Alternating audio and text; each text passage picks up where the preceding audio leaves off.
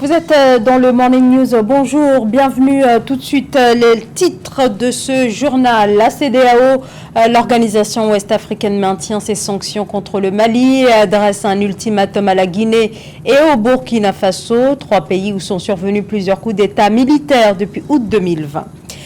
Des accords signés entre l'Afrique et le Vietnam, un partenariat de coopération économique qui engage des pays comme le Bénin et la Côte d'Ivoire. Crise alimentaire au Tchad, des millions de personnes sont menacées. Face à l'urgence, certaines structures tentent de secourir les plus démunis. Reportage à suivre dans ce journal. Mais tout d'abord, l'actualité politique au Nigeria marquée par l'arrivée du sénateur Abdoulaye Adamou à la tête du parti au pouvoir. Le Congrès des progressistes a désigné son nouvel exécutif. C'était samedi 26 mars. Abdoulaye Adamou, désormais président de l'APC, avait le soutien du président Mamadou Bouhari. Il succède à Adams Oshiomholo, suspendu en 2020. L'une des premières missions d'Abdoulaye Adamou est de mener le parti aux élections de 2023. Mais avant, il lui faudra régler la question de la primaire. La communauté économique des États de l'Afrique de l'Ouest maintient sa ligne. L'organisation annonce en effet le maintien des sanctions à l'encontre du Mali à cause du retard pris dans l'organisation des élections devant permettre le retour du pouvoir aux civils. La CEDEAO a décidé de sanctionner aussi les membres du gouvernement et du Conseil national de transition de la Guinée. La CEDEAO a fait part de ses inquiétudes au sujet de la durée de la transition. Même chose concernant le Burkina Faso. L'organisation brandit la menace de sanctions si la junte au pouvoir ne libère pas d'ici le 31 mars l'ancien président Roch Marc Christian Kaboré. Samantha Saberou Saboubanga. L'étau se resserre autour des trois pays d'Afrique de l'Ouest dirigés par des militaires. Les chefs d'État de la CEDEAO se sont réunis à Accra au Ghana vendredi 25 mars 2022 en sommet extraordinaire pour examiner la situation au Mali, au Burkina Faso et en Guinée. À cet effet, l'organisation ouest-africaine a maintenu la pression sur la junte au pouvoir au Mali, où les sanctions restent en place, et en Guinée et au Burkina Faso, menacées de nouvelles sanctions. Je pense que la CEDEAO perd sa crédibilité. Pourquoi? Parce qu'aujourd'hui, les peuples du Mali, du Burkina Faso et de la Guinée ont compris que les actions des chefs d'État de la CEDEAO ne sont pas des actions dirigées pour aider les populations, mais plutôt sont des actions qui sont dictées de l'extérieur et notamment par la France. Si les sanctions infligées au Mali le 9 janvier 2022 ont été maintenues, il faut mentionner qu'en ce qui concerne le Burkina Faso et la Guinée, ce sont des ultimatums qui ont été donnés aux autorités de la transition. S'agissant de la Guinée, la CEDEAO a donné un délai d'1 mois jusqu'au 25 avril 2022, plus précisément à la junte du CNRD, pour qu'elle présente un calendrier acceptable pour la transition. Si ce délai d'1 mois n'est pas respecté, la CEDEAO prévient que le pays fera face à des sanctions. Au lieu que la CEDEAO se positionne en position de conflit avec les États qui ont des difficultés diverses, elle doit plutôt chercher à faciliter la paix, à faciliter l'avènement d'une transition réussie et à aider les peuples, parce que les sanctions ne frappent pas les autorités qui sont en place, mais les sanctions frappent plutôt les populations qui ont du mal à pouvoir améliorer leurs conditions de vie lorsque ces sanctions leur sont imposées. En ce qui concerne le Burkina Faso, les chefs d'État ont demandé la libération du président élu, Roch Kaboré, et un calendrier raisonnable pour la transition sous peine de sanctions. La CEDEAO fait pression sur les juntes au pouvoir pour qu'elles rendent rapidement le pouvoir aux civils. Ce ne sont que des amas de gravats, les mots de l'opposant Cellou Dalein Diallo, ancien Premier ministre et actuel leader de l'opposition guinéenne, qui déplore la démolition de son domicile. L'opération a été menée samedi 26 mars. Sa résidence située à Dixine faisait partie des logements visés par le projet d'expropriation des autorités. Cette démolition intervient alors que le dossier serait toujours en cours d'instruction. Près de 600 millions de personnes sont privées d'électricité. L'Afrique face au déficit énergétique dans certains pays comme le Tchad, la République démocratique du Congo ou encore le Malawi. C'est moins de 10% de la population qui dispose de l'électricité, une situation qui ralentit alors la vie quotidienne des Africains, mais aussi des pans entiers de l'économie. Reportage Viviane Baoken et Olivaris Laley. En Afrique, le taux d'accès à l'électricité reste en dessous des 50% selon la Commission économique pour l'Afrique. Les experts recommandent aux pays africains de créer un environnement favorable pour attirer les investisseurs du secteur privé dans le secteur de l'électricité. C'est dans ce contexte que les entrepreneurs africains du secteur de l'énergie ont visité ce 25 mars dans la province de Hoa Binh, la centrale hydraulique du Vietnam. Une infrastructure qui produit en moyenne 10 milliards de kilowatts par an. C'est un niveau qu'on aimerait bien atteindre aux Comores. Moi, comme j'ai dit, je travaille pour la filiale des Comores. Innovant, on est plus dans le solaire et dans l'éolien.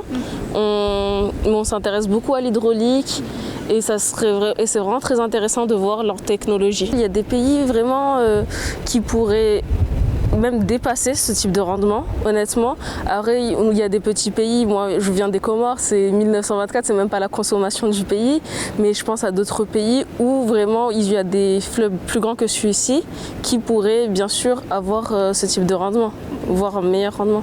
Le type de partenariat que je pourrais avec nous, avec cette entreprise, je pense que ça serait plus du partage de connaissances, comme c'est vraiment l'entreprise nationale d'électricité du Vietnam.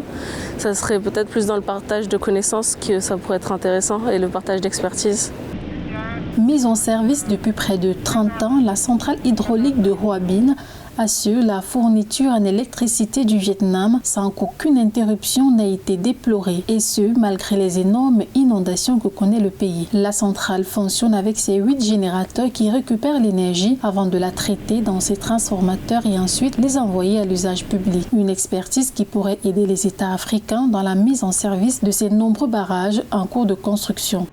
La puissance du barrage d'Inga n'est qu'à 3% de ce qu'elle vaut.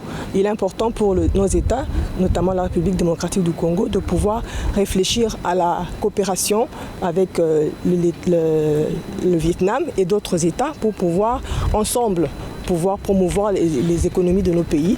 Nous avons les ressources, eux ils ont la technologie. Et nous pouvons réfléchir ensemble sur les différents financements pour pouvoir ensemble promouvoir les économies de nos États.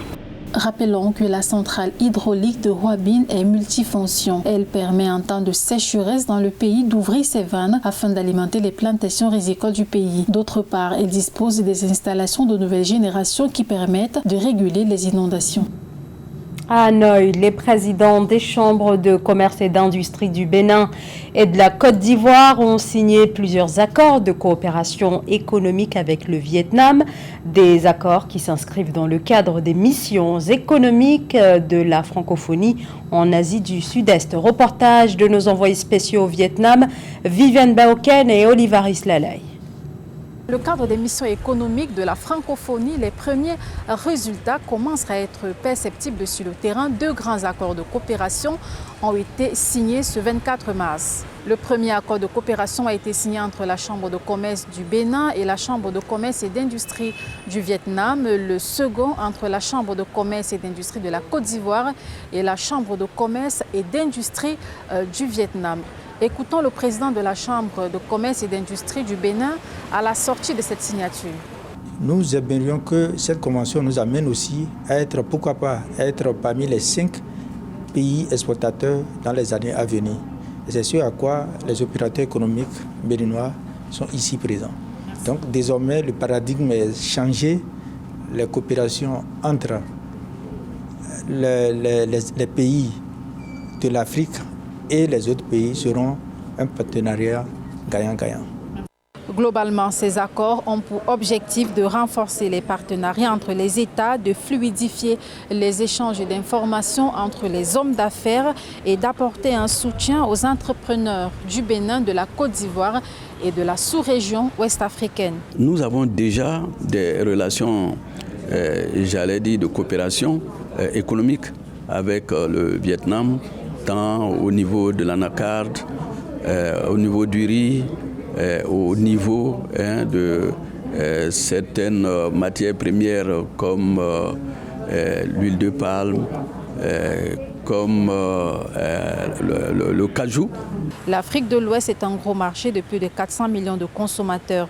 Une donnée importante et qui vient encourager les investisseurs à s'y implanter. Le Vietnam et l'Afrique de l'Ouest ont des perspectives communes, notamment sur les plans agricoles et technologiques. Plusieurs centaines de personnes dans les rues de Johannesburg, en Afrique du Sud, samedi dernier, pour manifester contre la montée de la xénophobie. L'Afrique du Sud, qui compte près de 4 millions d'étrangers et ces dernières années en proie à une flambée du sentiment anti-migrant, comme lors des émeutes de 2008 au cours desquelles 62 personnes ont été tuées, ou encore les violents heurts qui ont fait 7 morts en 2015 et au moins 12 au cours de l'année 2019. C'est dans ce contexte donc que s'est tenue cette marche de samedi. L'insécurité alimentaire touche plus de 6 millions de personnes au Tchad d'après l'ONU et plus de 500 millions de dollars sont nécessaires pour leur venir en aide. Une aide urgente face à la gravité de la situation. Des initiatives voient le jour afin d'apporter aux populations un appui alimentaire, mais pas que. Illustration dans ce reportage signé Mahamat Ramadan et Joël Ballot. Créé par des jeunes entrepreneurs pour faciliter l'accès aux services publics de base, Workers Services devient un véritable outil de solidarité sociale. En lançant la deuxième phase de sa banque alimentaire, l'entreprise contribue à atténuer l'impact de la crise alimentaire qui prévaut actuellement au Tchad. Plus de 3000 travailleurs du secteur public et privé bénéficient mensuellement des kits alimentaires à crédit sans aucune majoration. Dans un objectif de 5 années, d'atteindre ou bien d'avoir un impact réel sur l'ensemble de la population, puisque au-delà du travailleur, la banque alimentaire du travailleur intervient à travers un mécanisme de solidarité nationale qui lui permettrait d'intervenir auprès des couches vulnérables de manière ponctuelle et très ciblée. La banque alimentaire de Works Services propose aussi des produits pharmaceutiques à crédit aux personnes souffrant de maladies rares et chroniques comme le diabète, le cancer et l'asthme. L'objectif est de faciliter l'accès aux médicaments qui coûtent cher et difficiles à supporter par les revenus des patients. Mais pour atteindre cet objectif, la banque sollicite une subvention de l'État pour cette catégorie de produits. Une disposition qui permet aux travailleurs souffrant des maladies chroniques de pouvoir accéder aux produits pharmaceutiques sans aucune majoration, c'est-à-dire au prix de revient, ce qui leur permettrait de pouvoir prendre en charge leur santé sans que cela ne puisse être un coût sur leur pouvoir d'achat. Pour les autorités, cette initiative unique en Afrique contribue à lutter aussi bien le surendettement des travailleurs et la prolifération des médicaments de la rue. Elle appelle par ailleurs les différentes banques du pays à financer et aider techniquement Workers Services à étendre ses activités au profit des ménages modestes. C'était le journal de la rédaction. Merci à vous de nous avoir suivis. Dans un instant, une nouvelle édition de l'actualité sur Africa 24.